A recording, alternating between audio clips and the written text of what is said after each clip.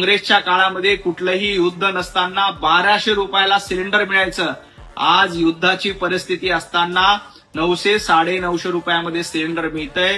याबद्दल एकदा संजय राऊत यांनी राहुल गांधींना जाऊन जाब विचारला पाहिजे. हा महाशय एका काळात चांगला पत्रकार होता. म्हणजे याचे जर जुन्या तुम्ही क्लिप पाहिले तर खूप चांगला निर्भीड पत्रकार होता. पण जसा बीजेपी मध्ये गेला तसा हा चाटुगिरीचा जे काही सीमा असतात, मला वाटतं तो त्याचा धर्म देखील, जो शिकलाय त्याचा तो धर्म देखील विसरला. काँग्रेसच्या काळात 900 आणि 1200 रुपये जरी सिलेंडर असेल, 1000 रुपये जरी सिलेंडर असेल, तर 2013-14 पर्यंत सरकार त्याची सबसिडी भरत होता आणि 400, 550, 600 पर्यंत तो ग्राहकांना भेटत होता. माननीय दिवंगत अजितदादा पवार यांनी डीबीटी चालू केल्यापासून 1200 रुपये किंवा 1000 रुपये ग्राहकांना पैसे द्यावे लागायचे, पण त्याचं जे काय बेनिफिट आहे हे त्या ग्राहकाला त्याच्या खात्यामध्ये डीबीटीद्वारे ते भेटायचं. हा पत्रकार आहे, हाडाचा पत्रकार होता.